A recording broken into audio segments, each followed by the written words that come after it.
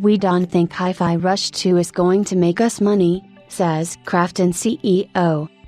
Tango Gameworks being shut down after the huge success of Hi-Fi Rush came as a massive shock to a lot of people, and it was a shame to see such a powerful studio be erased. However, Tango Gameworks was then saved by Krafton, who acquired the studio from Microsoft in a last-minute deal. By acquiring the Japanese studio, they also got the rights to the Hi-Fi Rush franchise. CEO Chang Han Ch. Kim spoke about their choice to acquire the studio, saying it was creatively motivated rather than commercially. In an interview with game developer, Kim says Krafton wanted to acquire the studio and as many people as possible from Tango to continue their legacy after Microsoft shuttered it in May. Krafton is most well known for developing PUBG, but it also wanted to acquire Tango Gameworks due to its love for Hi-Fi Rush and wanted to be able to develop sequels.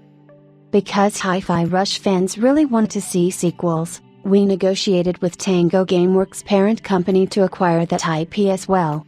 Krafton also pushed for the deal to go through as fast as possible, as Tango Gameworks employees were left feeling anxious as the studio was shut down so suddenly. Because the move felt time-sensitive to Krafton, they consciously decided to purchase the Hi-Fi Rush franchise exclusively instead of Tango's entire IP collection, which also included The Evil Within and Ghostwire Tokyo. If we were to acquire all IPs, I think it's going to complicate the deal too much. Krafton is a pretty big company, but Microsoft is very complicated. We wanted to help the team continue developing their games, but especially Hi-Fi Rush. Although Krafton has been trying to hurry the process, the acquisition is still being finalized, which means they cannot disclose how much they spent on acquiring Tango Gameworks.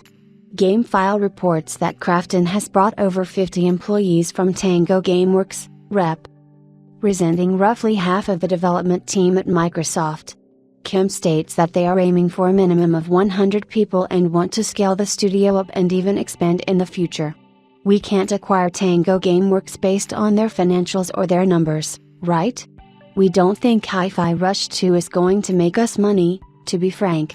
But it's part of our attempt. We have to keep trying in the spirit of challenge taking."